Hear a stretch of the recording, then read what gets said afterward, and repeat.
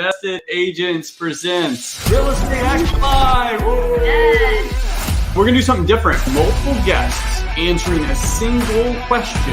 This will be a fun, fast-paced hour with amazing guests. And that is how you're going to win all day, is to empower your people. Too many agents are trying to figure out, well, how do I get my buyer's offers accepted? It's easy. Offer the highest price. It's not rocket science. When you're a realtor or you're doing something in real estate, you have to flip the view of what you're looking at, and you start looking at what other people are doing. So it's really just personality based, and then having people learn the ropes in an effective way. Focus on just being there for people and providing value. I don't regret what I did because it really made me hustle and work hard. Better than we've ever been. We just had our first six-figure month. That 70K just jumped to six figures. I'm all about like building up your knowledge base, building up your mind, building up your spirit, and just slay the day. We're always looking for people to come along and help us with our journey as well. We can also contribute and help them develop their skills. Thanks for having me. This is super cool. Yeah, great. No, it's been awesome. It's an honor to be here. I appreciate you guys. Awesome. Thanks for having me. Hi, Haley. Thank you. Good stuff. Chris, I'm so honored to spend time with you live, teaching thousands of real estate agents how to build their brand and not be a commodity.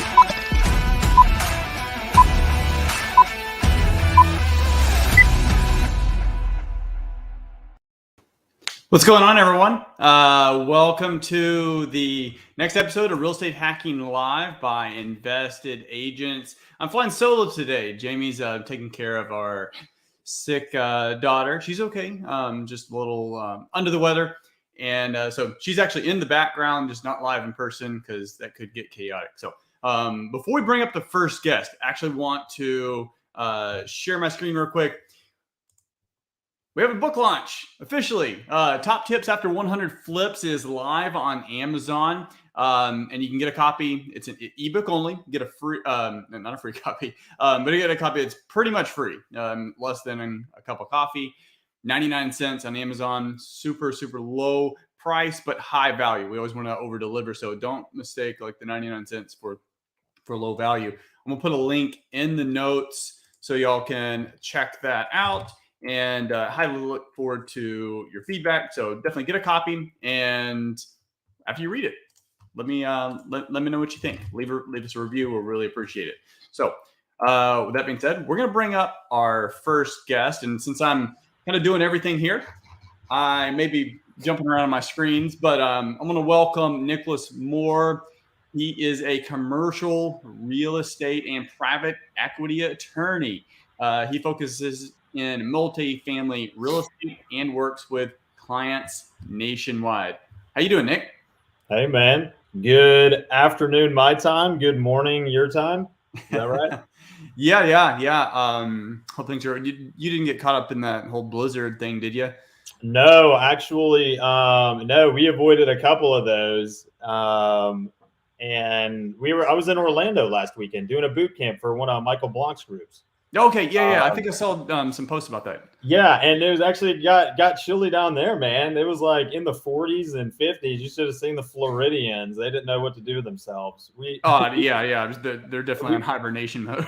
Yeah. We packed accordingly and still had fun at Universal Studios and all that, man. But yeah, we avoided the snow up here in Atlanta.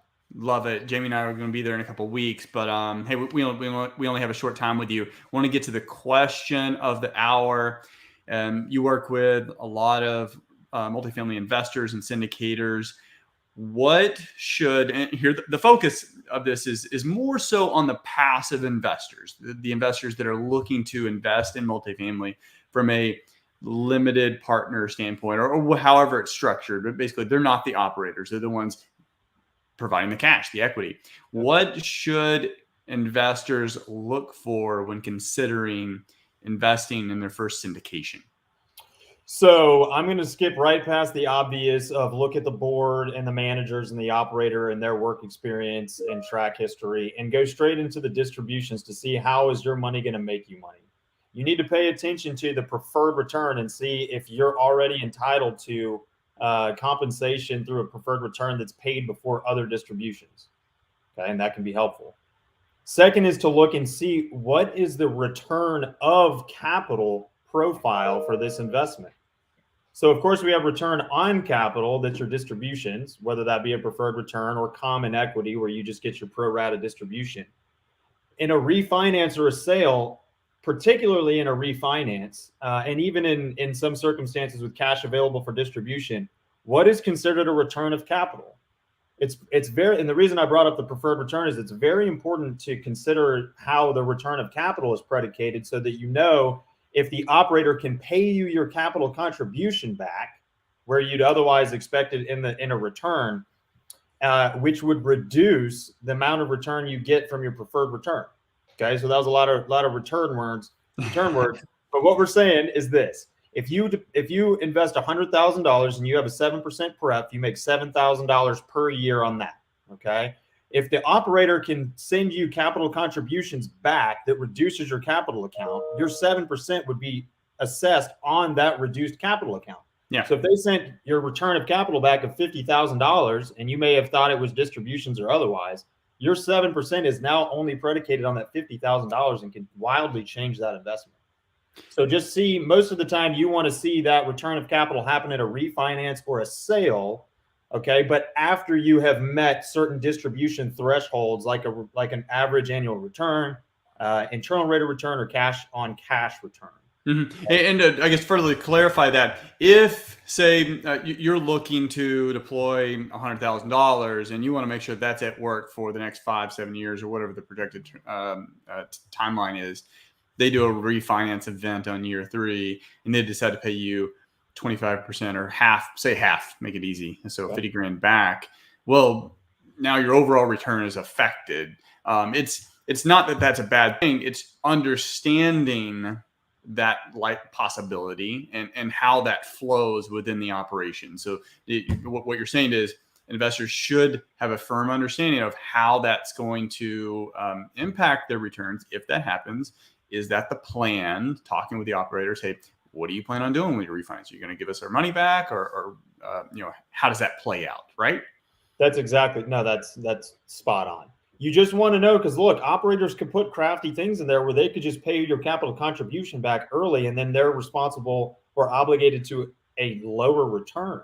And you want to know that, so you know that there's not an event that they can cash you out basically when you haven't realized the full potential of the investment that you were expecting or anticipating on the front end. And then this is where having a good attorney on your side, like yourself, can help make sense of the devil's in the details. And it's not that operators are, maybe trying to do anything malicious or anything like that, but it's just, you got to understand it. I mean, those are the terms, those are how they're going to be operating and abiding by. That's what you should expect. And, how is that going to affect your expectations? That's exactly right. And so just look at that waterfall, have an attorney review it, even if you're on the LP side, spend a few bucks just to make sure that you understand all the implications of the investment. And from there, trust your operator, make sure they're well vetted and they've got a good performance history, and, invest with confidence. And have you seen, and I mean, these things can get as complicated as you want, but have you ever seen a situation where, they're in with a certain equity percentage, but if a capital event happened from a refi at some point, it actually changes their equity percentage in the deal? Or typically when it's bought out, that can be the case. So if you have a pref only position in class of units, you'll see that once that preferred return is paid out on a certain measure, that their interest will be bought out. The common equity, not so much, unless they put a clause in there that allows for that. So you see it more with pref, less with common. Okay, because I've seen how the common equity can change. There's really only 1 or 2 instances. Typically, that stays pretty static. But yeah, if they're giving you your capital back, it's going to affect your overall return. What are some of the biggest sticky points or concerns that you're seeing from? Let's switch to operators. So operators may be coming to you, hey, got this issue, or I don't, maybe not. I've got this issue with some of my limited partners. They thought this, but this happened. Is there anything that operators should be doing better to provide better clarity on expectations for their investors? So ultimately, this is to mitigate problems. Better communication, less problems, right? Yeah, I mean, for sure. I mean, look, the manager is going to have latitude and discretion. That's why you need to trust them. And that's why having performance history and all that is so important, because there's typically a basis that you can work from. But ultimately, providing those quarterly reports, having investment reports, and just communicating with the LPs is going to provide the peace of mind where, those LPs will come back and they'll reinvest. And I think that's, taking the long view. So having a good investor relations team is critical. If that's too much responsibility for the operator, they should hire for that. Because I've noticed it be, a distinguishing factor with many GPs. But ultimately, try to stick to your strategy as close as you can on what you've advertised in your PPM. You may have the latitude and discretion to do something different or to alter that. But to the extent you execute on the strategy that the person kind of relied on in making the investment, the more reliable you appear, and again, earn that trust of the LP. Last question. Which is better, the deal or the operator? Which is more important for the LP to consider? Operator. Deals don't run themselves. Properties don't run themselves. You got to have an operator who knows what they're doing. Even better, the operator that has a property manager that knows what they're doing. Yeah, is a great opportunity. You'll find the deals. The deals are out there, and to the extent you operate them well at the property and the asset level, you're in store for what should be a profitable future. Yeah, a good operator can turn a mediocre deal into maybe a really good deal, but a bad operator can turn a great deal into. And remember, your operator is the one sending you the documents about the metrics of the deal.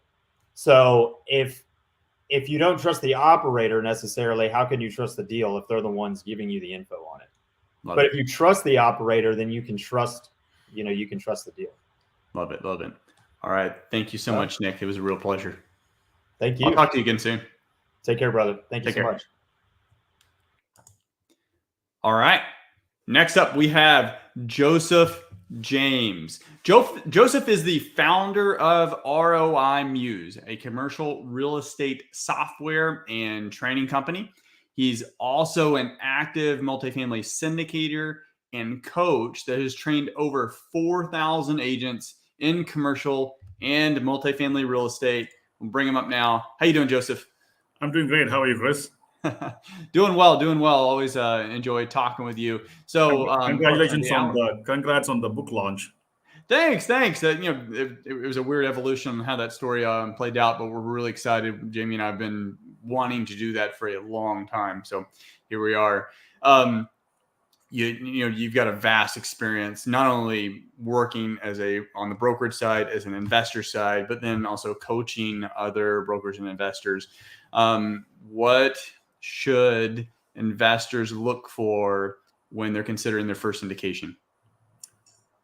Oh, lots of stuff, right? So agree with what the previous speaker said. Operator always is up on the top to make sure that you connect with the operator. I think more importantly, how they communicate, right? Are they easy to access? Are they local in the market where you're buying the property? A lot of those things that you should be looking at. When you try to reach out to them, are they going to return your phone call, right? Or are they going to respond to your emails? So those are all very important. Communication is very important. And look at their track record and how many other properties they have and what their credibility is. But I think more importantly, even more than that is, does their strategy agree with what you're trying to accomplish, right? So you can be doing a development project where you can get a higher return. You're also high risk in the next couple of years. Or you can do a stabilized property where you have a stable return from day one. Or you can do a value add property to get maybe less returns in the first couple of years, but pick it up later. And when you sell or refinance, you get a higher return. So you have to look at what the operator is doing is in agreement with your own strategy about how you want to grow your wealth. So that's really important, because a lot of folks they'll narrow it down to the IRR, and especially if you want to go into these crowdsourcing, crowdfunding sites, Cadre, Realty Mogul, those guys, and then filter by return. It's not always. The high return isn't always a good thing for you. Exactly. So that's exactly what I mean. That you have to look at. Okay, you can look at IRR. What is IRR? Right? It's because you have uneven cash flows. and it's kind of a an annualized return when it's all said and done, when the property is sold. Now, if you want your money back sooner, then that may not be the best way to look at it, right? You may be looking at I'm not getting much of a cash flow for the first 3 years, but at the end, when they sell it in 5 years, I'm going to get a decent IRR, and I don't mind waiting as long as I get my return. So those are some of the things that you look at. But we always tell people, look at the market first. You should know which markets you want to invest in based on the fundamentals, right? I know this is, everybody talks about it, but it's a good reminder for people to look at to see, is the market improving? Is the population growth, the job growth, the new construction, average household income, median home price, are all those things better in the market? Because you want to invest in I think the first thing is to select the right market that you want to invest in. You're obviously looking for a landlord-friendly, business-friendly states to invest in, so that way there are no regulations or law changes that may surprise or impact your returns. Then you look at the location of the property and make sure that's a good location. So you start with the market, narrow it down to the sub-market and the location of the property. And then you also look at the property itself. Does it make sense, right? So I think some of these things that passive investors should do at least some due diligence to find out, is this what I want to invest in, right? Is it do I want to invest in a value add play, knowing that I'm taking a risk along with the operators of hey, this may play out pretty good for me, or it may not, right? So, or do I want to go into a stabilized investment where I can get a preferred return and get a cash flow from day one? So those are some of the things that you look at. And obviously the last one, but not least, is the operator, right? See, do you like the operator? Can you get along with the operator, right? And I also tell people to look at, a lot of passive investors want to become active, or they want to become syndicators or co-sponsors. I mean, you also look at, is this the team that I want to work with? So in my own example, I invested with certain groups, knowing that those are the people I may want to partner with in the future as co-sponsors. So I have the same personality, or I like them personally. So that's another thing that you have to look at. If that is your goal, is to get into a co-sponsorship or becoming a GP, then you might as well invest with people that you want to be business partners in the future. Yeah. And you got a shout out on Muse. It looks like you got either a customer or prospective customer in there, which I highly recommend too. Operator, so you answered this question: operator over opportunity, over the asset. So, one of the greatest things, because you were talking about different markets, is you're essentially buying a business. That's all a multifamily property is. It's a business that brings in income, rents, and maybe some smaller, other income from laundry and all kinds of other stuff. Well, these days, more of the other income. Well, that's how you can make a low cap rate and extract more value. Right. Operators definitely have to be more creative to boost the returns. But how would you compare? So, say you've got a passive investor. One of your coaching students is got a passive investor, and they're just wondering, completely not naive, but wanting your actual professional advice: cash on cash return or IRR?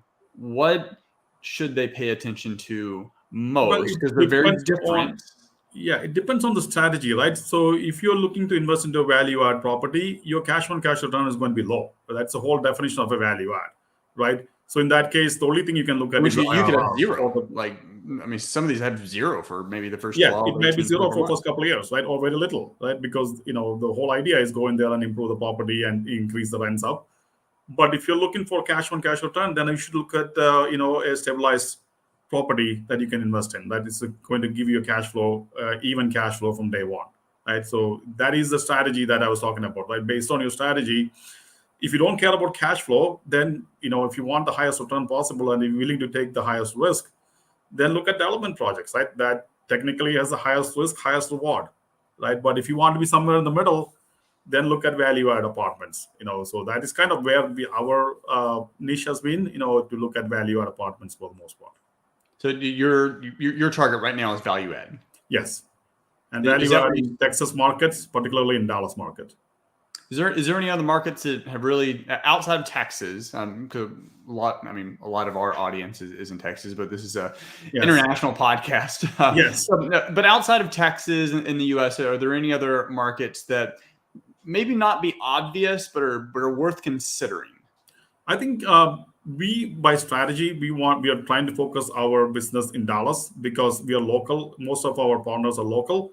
And for us to get the efficiencies and having a lot of units in one place makes sense. So we can save money on construction, we can save money on property management. There are other efficiencies of being. So that's been our strategy. But just connected with other syndicators, Atlanta, Georgia, for example, Boise, Idaho, Denver, Phoenix. Those are all pretty hot markets that people are looking to find deals. Like those will be the places that I look for. Love it. Thank you so much, Joseph. And again, if anyone hasn't checked out a software ROI I'm using, I use it. I wish that was available before I built out very complicated Excel spreadsheets, but I use it. Yeah, if anybody wants to check us out, is ROIMuse.com. That's ROI for return on investment, MUSC.com. And you can reach out to me, Joe at ROIMuse.com as well. Awesome. Thank you, Chris. Thanks for having me. Take care. Bye. All right, next guest. We've got Boris Sanchez. He is a multifamily and commercial real estate broker owner of Stanmore Realty. He owns 627 multifamily units without syndicating. And when he sent that bio over, like that was almost in bold 72-point font. He's an educator, master strategist of 100% owned investments. How you doing, Boris? Good. How are you, Chris? Thank you for having me. Good. Yeah. So a lot of folks are out there syndicating. You're not, and there's nothing wrong with either strategy, but they are very different. And not syndicating is definitely not new, but it's probably a little bit more of the outlier these days. So, and you can answer this, and if I'll give you the latitude to answer it how. So the question of the hour is, what should investors, meaning the passive investors, do when considering a syndication?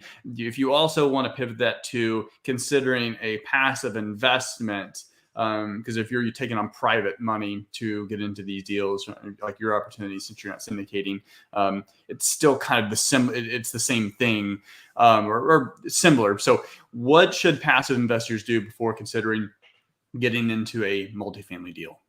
Yeah, sure. I think that is a very important answer because everyone now seems to want to jump into syndicating, but nobody really talks about the passive investment side.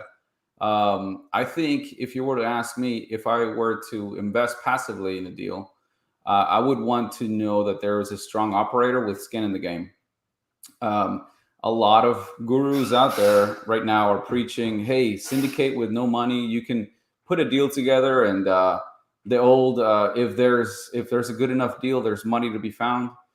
That's not entirely true, and I would be wary of syndicators that actually treat their deal like that. So what I would do as a passive investor is actually just look for skin in the game, maybe have them bring in their own money to the table. Obviously, make sure that you're underwriting the deal independently of what you're given. I've seen a lot of inflated OMs and prospectus out there. And it just kind of, it just brings about the same thing that I always preach, which is like, why even go down that road if you can just, actively invest. So do it yourself in a smaller apartment complex. And, it's been proven time and time again that it can be much more profitable in a shorter amount of time. So, yeah, I mean, because a lot of operations, a lot of syndications have a traditional private equity split, 80-20, where the investors are getting 80, the operators are getting 20. It's a lot of work. Of course, the strategy there is scale. It makes sense. But there's also a lot to be said with just taking it all on yourself, doing something smaller and taking it all on yourself. And I've said for years that, hey, you can become a real estate millionaire by as little as 3 single family houses. You just got to let your tenant pay them off. So having 1, 2, or 3 small multifamily, man, Yeah, absolutely. What kind of skin in the game? It's what I say is a little different, and I'm gonna cut from a different cloth, Chris, because I always say, look, it's not about AUM. It's not about how many units you could possibly humanly own. It's about how much of those units you own, you know? And so for me, I always advise my clients to always buy 100%, even if it's a fourplex, an eightplex. I can give you plenty of examples where an eightplex has brought me over $500,000 of profit in less than a year. That's something that's not found in syndication. It's certainly not found in passive investments. So I really move away from the whole returns will make you rich kind of adage. They won't. I think returns are only a wealth maintainer, while forced appreciation and active investments is a wealth generator. So it's, you know, certainly cut from a different cloth, but I think I have plenty of experience to show that it's actually true. Yeah, you certainly have the experience, and you're doing it. Our first investment property or multifamily, you know, we took that down 100% using private financing, but it was all us. It was a very, at the time, I think we were like 25. It was a very humbling experience, or maybe it was like 29. But in any case, so skin in the game. You talked about that. It's important. Real estate investing, the no money down deal. It's hot topic. It's really how most people get involved in real estate, or the reason why. And so no money down deal, the reason why it's so attracting is because they have no money. Right. Now, that's not necessarily bad. Like, everyone has to start somewhere. Does that mean you need to start with the $2.5 million apartment complex? Exactly. Yeah. So what kind of, because no money down also it's not necessarily bad, but it's something to consider as far as risk management for the passive investor. What do you recommend investors, like if they're going to go into a syndication, or even if it's completely 100% like how you have it, what kind of skin in the game should they look for, or maybe even just ask questions with what do you generally look for or recommend? Oh, thank you for a second there, but I think I get your point. What should they look for is certainly, I think, a healthy amount of skin in the game, that is their own money being brought to the table. A lot of other investors like to just charge a fee for the syndicating, right? The sponsor fee, and then donate that or give that right back to the deal as their own skin in the game. But honestly, that's not skin in the game for me. That's not good enough. I think if I were to passively invest, I would need to see a lot more, maybe somebody that brings in more money than me. And I do want to say one thing, which is after I've been doing this active investments for so long and just, focusing on 100% owned deals, all of my entities are single member entities owned by me. I don't really take on any partners, but because I've been doing it for so long, the cool side effect that I've seen recently is that there are groups of syndication folks that are coming to me and wanting somebody with a strong resume, with a strong personal financial statement, strong balance sheet, experience. I had recently, last year, I sold a property in March to 4 individuals. Were pretty well off individuals. They wanted to buy an apartment complex from me, but they were not approved by Freddie Mac because they did not have the necessary experience or net worth. So they had to bring me back as a partner, as a very small, minute partner, just so I can just, have them meet their qualifications. So I see that, and it's a very cool side effect of just doing this for so long, where I've just kind of built up a robust personal financial statement with enough experience, so people can realize and then bring that deal to me, and then just say, hey, here's 20% of a deal. Just all we need is your signature, no money into it. That's a pretty cool way to syndicate. So I think I briefly told that story whenever we were speaking on stage together. That's what I wish Jamie and I did when we first got into our first deal. So we went in 100% because we can keep 100% of the pie, but we also had a lot of inexperience running a property of that size. It worked out really well because we bought it so ridiculous, like $19,000 a door. Like it's just so ridiculously cheap. Like it's almost unbelievable today. So we knew going in that, hey, we bought it cheap enough where we could screw up, make a lot of mistakes, and still make a lot of money. So in the 20s, we did exactly that. Walked away, made over 100 grand, which wasn't bad for our 20s. Right. So in any case, but had we gone to someone like you or someone who is experienced and just said, hey, look, got this deal, it's all ready to go. I would actually how would you consider, what do you think about maybe doing a partnership on this so you can, we can leverage your experience and, we'll step back and as, from the person bringing the deal, we'd get the benefit of invaluable operational experience by observation and also a little bit of boots on the ground, right? Right, of course. Yeah, so I see the value in it, and I see the value in reaching out to somebody who's actually, has the experience to show these lenders, because it comes down to actually, the lender approving the whole structure, that you can do the deal. And so with beginning syndicators, I think that they will eventually reach out to somebody like me if they don't have the experience themselves. But then does that person have any skin in the game? You see what I mean? Like for me, I just bring a signature, and I've been promised 20% of a deal before.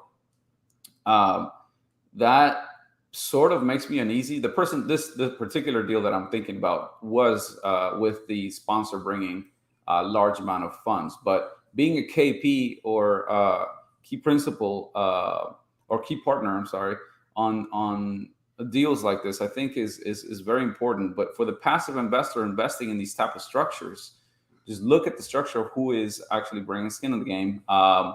And if not, just always kind of think, hey, there's always active investments for me. I don't have to own 1% of 2,000 units. That's really not wealth. That's just showing off how many units you own, right? Love it. Thank you so much, Boris. It was a pleasure having you on. Look forward to seeing you again at one of these networking events. Thanks, buddy. I appreciate it. Thanks for bringing me on. Have a good one. You too. Thanks. All right. Next up, we have Mr. Jay Scott. He is an entrepreneur, investor, advisor, author, partner at Bar Down Investments. And in the last 13 years, he has been involved in over $100 million in investment properties across the nation. He is the author of 4 Bigger Pockets books on real estate investing, including the best-selling book on flipping houses. You're on mute here. I'm missing the signature. I don't have the signature. You also have the 2013 edition. We need to get you the newest edition of that. Man, I do. But look, I pulled this out of the shelf just for this. I've got some highlights and footnotes in here. I probably read it right when I got it, and it's been a while. But that book is really helpful. As Jamie and I were really growing our business. At the time, I still had a full-time job, so appreciate the wisdom there. Well, I appreciate the kind words. So, you got a lot of experience in this industry. What should passive investors look for when they're considering their first multifamily syndication? Yeah, so I think all the 3 previous guests all hit on really important topics. And so I probably would have said all the things they said if I were to go first. But I'll touch on something that I think is top of mind for a lot of investors, but they don't necessarily think about it from an analytical perspective before going into deals, and that's risk. So we all have different risk profiles. We all have different ideas of how much risk we're willing and able and desire to put into deals, but we don't always think about it from an analytical standpoint. How much risk is there in the deals that we're considering? So my best advice right now to investors is to start thinking about risk a little bit differently. Don't necessarily base your risk assessment off of an offering presentation or talking to a syndicator over the phone, look at some of the more analytical pieces of the deal. So number one, asset class. So syndication, it can be done across any asset class. As we know, a lot of us are doing multifamily syndication, but there are also single family syndicators out there, people syndicating office space and retail. If anybody's out there investing in businesses, either VC or angel investments, that's syndication as well. So we can basically syndicate anything. Different asset classes are going to have different levels of risk. So these days, if somebody is syndicating, let's say, converting a mall to apartments, that's going to be a higher risk investment than somebody that's doing a stabilized multifamily syndication. That's going to be a different risk profile than single family houses. And so definitely think about the asset class that you're investing in to give you an idea of where the risk lies. Look at what the likely trajectory of that particular asset class. Right now, I think industrial, flex space, multifamily are very low risk over the next 5 or 10 years. If you were to ask me to invest in a retail project or a single family development project or a retail project, I'd probably consider the risk a good bit higher because those asset classes are likely to be more risky. So the first thing you need to ask yourself is, what's the asset class?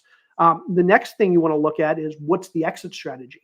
And we talk about 3 kind of most common exit strategies in the syndication business. You either have the development project, which is ground up, and your exit is either after you've entitled the land or built on the land, you sell.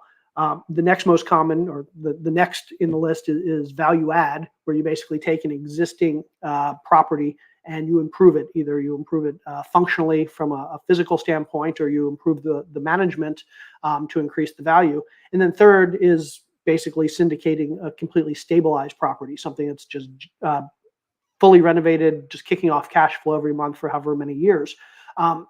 3 very good exit strategies, but they come with different levels of risk. I think it shouldn't surprise anybody that if you buy into a stabilized asset, let's say you buy a share of a skyscraper in New York, your risk is probably going to be a good bit lower than somebody that's developing land in some emerging market from scratch. So always look at the exit strategy that the syndicator is employing, and consider that certain exit strategies like development are going to be a higher risk than other exit strategies like value add or a stabilized asset. Number 3, always take a look at the ROI. So we tend to like deals that have higher returns, but we ignore the fact that higher returns are correlated to higher risks. There's a truism in investing, and that's that risk is, by definition, defined by the return. The higher the return, the higher the risk in the project. If an investor can offer a low risk return, people are going to be willing to pay be willing to invest for very small returns. And so the higher the return, the higher the risk. If you see a deal that's offering you 20, 25, 30%, not necessarily a bad deal, but most likely it's going to be a higher risk than a deal that's offering you 15 or 16 or 18% returns. And risk in that sense isn't necessarily, it doesn't have to be the deal. It could be the operator. 100%. Yeah. So like a brand new operator is probably going to have to give up more of the pie to mitigate that risk, right? Absolutely. If some big name operator who's been in this business for 30 years goes to syndicate the exact same deal that I'm syndicating, they're probably going to command a lower return because they've built up trust, they've built up a reputation, and by definition, it's lower risk because they have been doing this longer and are probably better at it. Likewise, if I were doing it and somebody that's brand new to syndication were doing this, I could command a lower return than they could. So absolutely, the trust and the experience of the team goes a long way towards defining the risk of the project overall. But generally speaking, everything you just said, sorry to interrupt, but everything you just said, it doesn't surprise me that you said it, having followed you for a while. It mirrors exactly what the world's greatest investors say. Ray Dalio, Steve Schwartzman, and others. It's all about risk management, managing the downside. Because if they can do that long enough, the averages play out. Yep. Now, keep in mind, we're all in a different place. If I were 21 again and I was looking to just build up enough cash that I could become an accredited investor and have access to all these alternative investments that you don't get unless you have $1 million net worth, I'm probably going to be willing to take more risks than I am here today at 50 years old and thinking, okay, if I lose everything tomorrow, do I have enough time to build it back before I die? And so my risk profile, my risk tolerance today is a lot different than it was then. I also had a job when I was 20, 25, 30 years old. And now I have 2 kids, a wife, and no steady income. So it's a very different risk profile for different people. And everybody needs to ask themselves what their personal risk profile is and make sure that the investment that they pursue matches that risk profile. This will be hard to do because we only have 2 minutes left. What, at least some quick 1, 2, 3 things that passive investors can do to determine that risk level and whether it meets their personal, risk criteria. Yeah, and so certainly, again, look at the asset class, the exit strategy, and the ROI. Also look at the time period of the investment. Typically, longer investments tend to be lower risk than shorter investments, and that's simply because the market can crush us in the next 6 months. Actually, let's know. We got 60 seconds. I want to hone in on that. It was a story. Heard a guy lost a deal because he was using agency debt. Someone else was able to come in and use bridge financing, get a higher loan to value, which made them able to pay more for it. But there's certain risk with that because bridge financing, they don't know the interest rate that they're going to get in 3 years or 2 years or whenever. So if we can hone in on that for like the next 30 seconds, how should passive investors look at that type of capital stack and how they're using the financing to help them determine the risk? Because it's not bad. Bridge isn't bad, but it comes with risk. Yeah, these are the mechanics of the deal. And so definitely when you go into an investment, ask what's the financing? Is it bridge? Is it 3-year, 5-year? Or is it agency debt, 10-year? Is it a loan assumption? If there's a loan assumption, well, how long is is left on the loan? Is it IO for some period, interest only for some period of time before it becomes fully amortized? Is it amortized over 30 years or 20 years? These are all things that go towards the risk of the project. At the same time, I always want to see if an operator tells me we're out of this deal in 3 to 5 years, I still want to see the pro forma. I want to see the underwriting for 8 or 10 years, because if the market gets crushed 2 years from now and we're in a downturn for the next 5 years, we're probably not selling at that point. If we have to sell, we're screwed. So I want to see tell me what happens if we can't sell 100%, in 3 to 5 years. And I've been saying that too. I've been telling folks, look, we're underwriting between 7 and 10 years because you play it long, like it should be okay. But in any case, hey, but we're short on time. All I gotta do is don't send me the new book. I want to keep the OG. When and if you make an NFT of the original one, just let me know. There you go. All right. Thanks. Take care. Thanks, Chris. All right. Next up, we have Mr. Omar Khan. Omar is a principal at Boardwalk Wealth and CFA charter holder with 10 years of real estate and commodities investing experience. He has advised on $3.7 billion of capital financing and M&A transactions, syndicated multi-million-dollar investment deals, and advised high net worth entrepreneurs on real estate portfolio allocations. Omar, how you doing?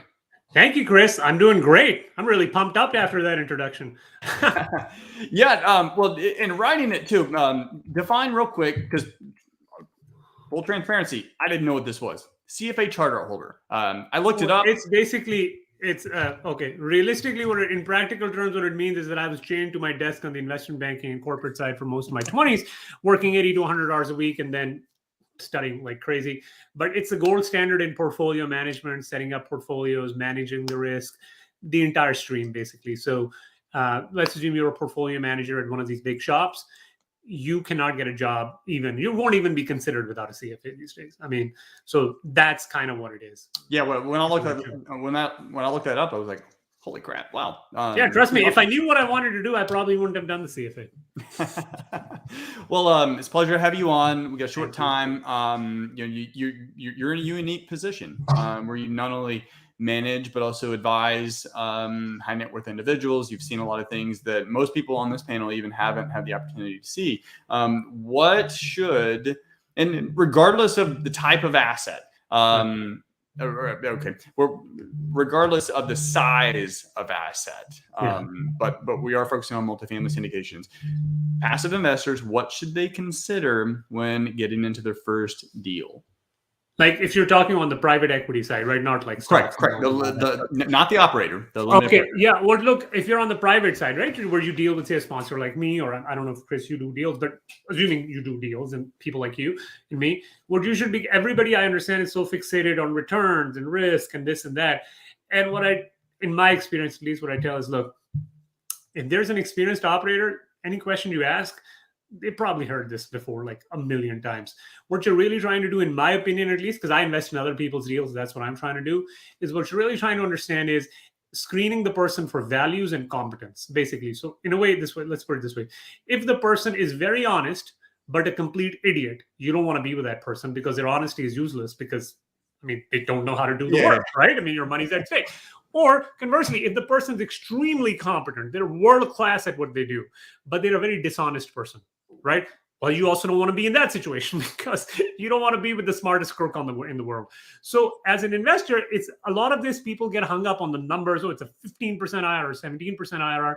But a lot of this comes down to basically a qualitative analysis. Like, is this person that I'm hopefully looking to give my money to, do I feel this person will be a good steward of my capital? Look, and in reality, the difference between a 15 or 16% IRR in total dollars, it's not that much. It's really not that different.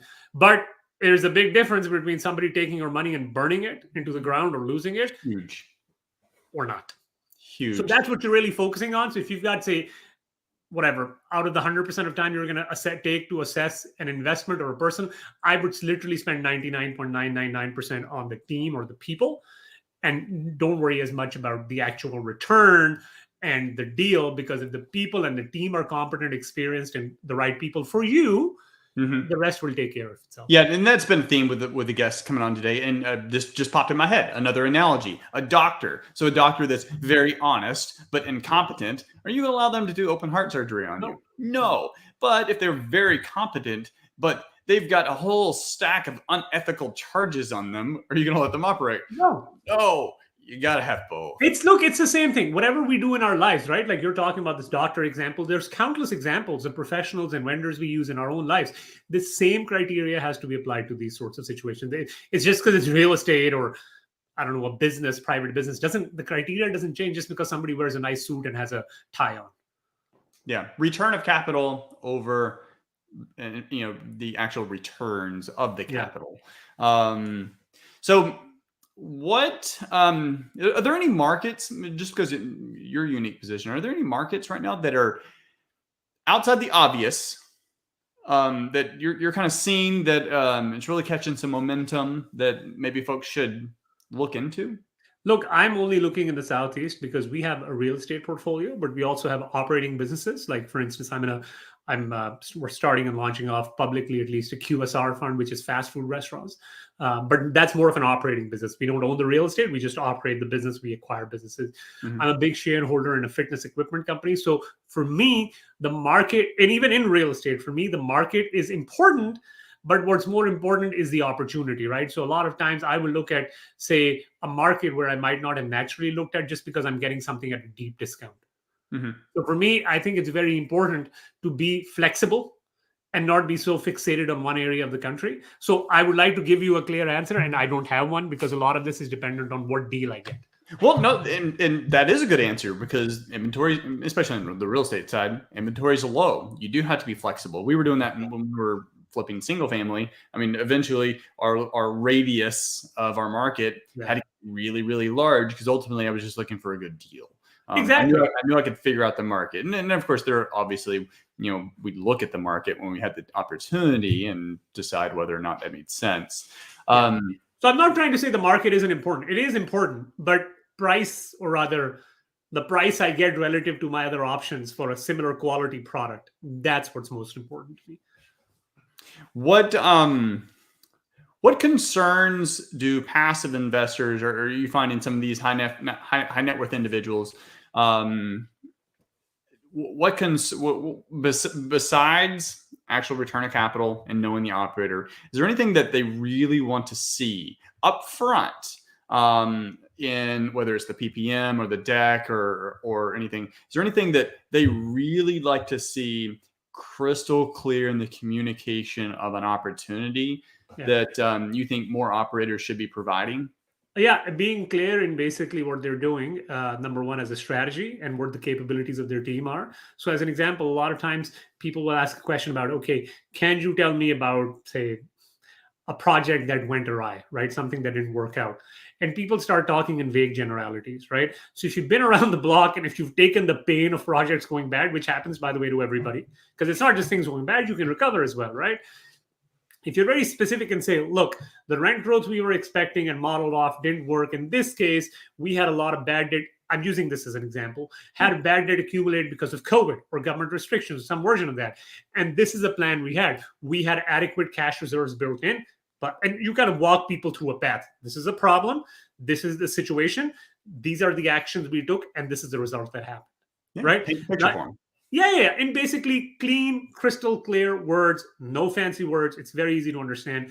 People are more apt to believe that and trust it because you've been able to explain your situation versus talking, well, the market kind of went down and then it kind of went back up. It's back to transparency and honesty, but also ownership. Ownership, yes, but the fact is you also have to go through that situation, right? Because a lot of times people pretend to be what they're not, and a lot of experienced investors, they're able to see through that very quickly. Yeah. Again, none of this is quantitative, right? It's all qualitative assessment of somebody's character. Yeah. I've heard some investors, like, this is outside of just real estate. They really won't know. I think even real estate, they won't even invest in an operator that hasn't gone through the pain because they want to see that on the track record of how that was dealt with. Yeah, I've heard of that. That's interesting. I mean, I don't know if I would be that militant yet, but that is a very fair point. Yeah, love it. Well, Omar, it's a real pleasure. I'm glad we got connected. Look forward to talking with you again soon. Yes, sir. Thank you very much. Thank you. Take care. All right. Next up, our last guest, last but not least, we have Bronson Hill. He is a multifamily syndicator and a general partner in about $150 million in multifamily assets. He's also raised over $20 million for those projects and others. He's very passionate about helping investors reduce or eliminate taxes, take advantage of inflation, and grow their passive income. You're on mute, brother. All right, here, awesome. I'm excited to be here. I just can't contain it. I've been over here just chomping at the bit to get on this. I'm really excited. Just heard. This has been one of my more exciting ones. I'm not sure why. Could be the weather outside, but hope you're doing well. These always go quick. You've got a lot of experience in working with multiple different types of operators and talking with a lot of passive investors out there. What should passive investors look for when considering a multifamily syndication? Yes, I really think there's three things that people should look for. The first and the most important really is the operator. And then it comes to the market, and then it comes to the deal. So, again, if you have an operator that's not a solid operator, they're not experienced, they don't, they don't really have a good track record, you're much less likely to be successful. It doesn't mean you won't be successful. It just means the most important factor in it is who is actually operating that deal and their ability to do it. Then you look at the market. So we look at markets primarily in the Southeast, Texas to Florida. We've bought a couple deals recently in Jacksonville and Atlanta, just areas where the population is just exploding due to people retiring, due to COVID, due to all these things. And as you buy in areas where there's population growth, job growth, income growth, you see it's landlord friendly. You can raise those rents. And then the last thing really comes down to this specific deal. So what is the business plan for the deal? How does that deal look? What are the things that you're trying to actually accomplish? If there's really not a good story, like it's, oh, we're just going to buy it and we're going to raise rents. Well, that's not really necessarily a compelling story, right? You have some sort of value that you're adding to the property because it gives a little bit more margin of safety, which is a term that Warren Buffett uses, the idea that it gives you some sort of safety net in case the market does go down a little bit or something changes in the way that you're looking at that deal or that market. Yeah, it's a multiple prong approach. From the single family standpoint, because we flipped like 200 or so houses, it was always like all of our best deals were we went in knowing if we were going to flip the property that we could rent it out and a bare minimum break even. And we're at least from a worst case scenario, we're good. Because we could then, I mean, if we're able to break even from a rental standpoint, we could probably wholesale it and make a couple bucks too. And then all the deals that really went bad, we didn't follow that strategy. And so we had to like reassess, or as Ray Dalio talks about, notate that principle and start following it again. So you're talking about having a multiple, telling the story of the property. It's got to make more sense than just increasing rents. So you're doing some other type of value add. What, when passive investors are looking at that strategy, what should they really consider for what the operator's plan is from, because you have management, you've got actual physical, aesthetics of the property, and then you've got the financial part of it, all of which are very related. How should they look at that? Right. So I think there's multiple factors, and they do interchange kind of those three things. You have, the operator, the market, and the deal. So, example of this is just, what has happened with this particular operator recently. We had a deal we bought in Jacksonville in March for $27 million. We just sold it for $37.5 million last month. So 9 or 10 months later, we almost doubled the investor equity. Now we could say, oh, we're really smart. That's really great. It was all our own. Like we really didn't do a lot, but we bought in the right area. We bought in an area where the population is growing. And if you buy in the right markets, you can do things okay. And you put yourself in the way of a strong headwind of the market, although you had a good plan as well. Right. So I think in general, I mean, obviously, you can kind of get, in some ways you say you can get lucky, but it's the idea that, I have friends that do stuff in northern markets and on the way I live in LA and other areas, and I don't do deals in these areas just because I don't see the demographic shifts. I don't see the population migration. I don't see the story even kind of making sense for that market. And then when it comes to the specific deal, if you buy in the right area, you're going to be surprised as well about how it performs. We have another deal that we're doing in Florida where it's, we were expecting $200 a month rent bumps and we're getting $350. And how did that happen? Well, some of it's just the area. Some of it's just the way that that's growing. But again, there's got to be a story. It can't just be you're coming in and we're just going to raise rents or something else. Like, no, we're putting this much per unit. We're seeing down the street or even in renovated units, we're seeing a $200 a month rent bump. And you just want to make sure that when you look at those numbers as a passive investor, that they are conservative, that they're not best case scenario and they're not worst case scenario. Because again, if you're looking only at best case scenario, you're going to be way too aggressive. You're going to be jumping and people are going to just trying to get a deal. And if you're too conservative, you're never going to get any deal. So there's kind of that sweet spot in between where it's you're being realistic. You're being but more on the conservative side of realistic. Yeah, and having the data to back it up. I mean, you can't say you're going to raise rents $250. You got to actually have the data to back that up. Are there any markets outside of the obvious, Texas and Florida, I include in that, but are there any markets or submarkets that you think folks should look into, or maybe that you haven't, invested in before, but you're strongly considering?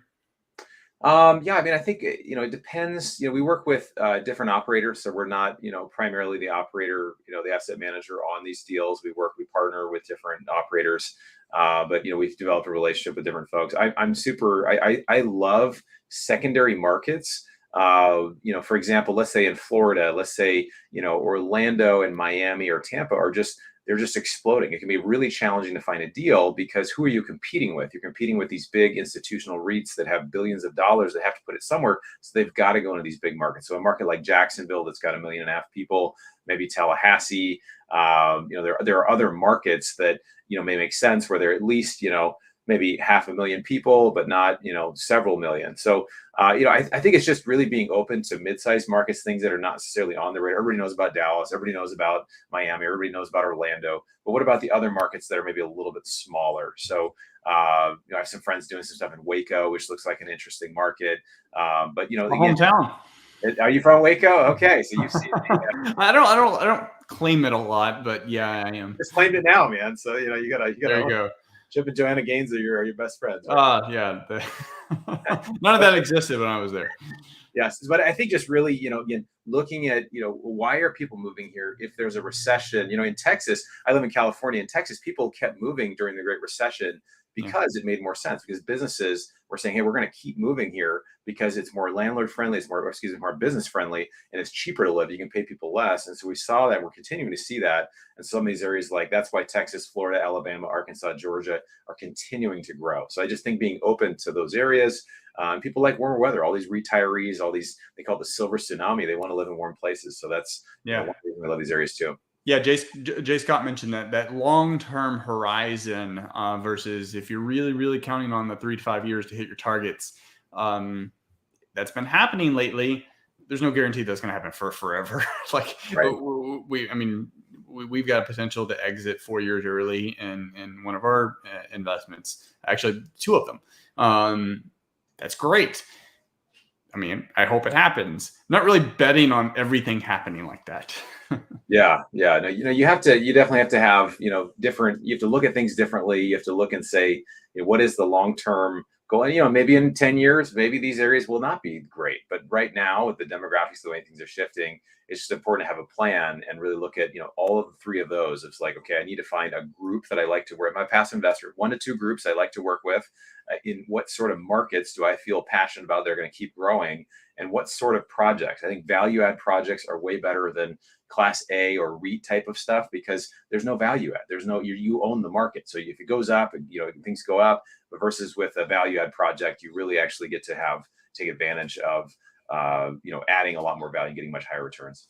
Yep. Last 30, 60 seconds. Working with a lot of operators, is there anything that they should be, or you make sure that they provide to passive investors, whether it's on the deck or the PPM, to just, the PPM has to be clear, but say the deck and just upfront communication.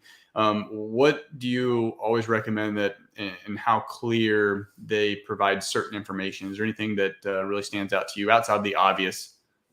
Yeah, the obvious is the story has to make sense. I think something that's not quite as obvious is just really looking at the values of the operator. I know that's kind of a weird thing, but for us, we try to be conservative. We're looking for transparency. We're looking for a long-term partnership. And those things are very simple, but that's not every operator's goal, right? They're looking for a one-off deal. They're looking for this. I'm looking for a long-term relationship with people that I trust, that communicate honestly, particularly when things don't go well. Ken McElroy said, you build trust when you deliver bad news early. So you were looking for those type of things when you talk to maybe previous investors with their group, of just really a track record, building trust, and somebody you can have a long-term relationship with. Love it. Thank you so much for coming on. Look forward to connecting with you at one of these events coming up. Awesome. Thanks, Chris. Appreciate you having me. Absolutely. Take care. All right. That's another one of the books. Thank you for joining for this episode of Invested Agents presents Real Estate Hacking Live. Tune in. We'll be here next month. I don't know the exact date, but it's the first Tuesday of the month. Always, you can go to investedagents.com/REHacking. Or if you just want to stay up to date, we send out email announcements. So if you just went to investedagents.com/community, you can join our free community. We got a lot of great resources and tools and interactive community. You can network, learn, and collaborate with other real estate investors and professionals. So join our community. We look forward to connecting with you. Otherwise, we'll see you next month.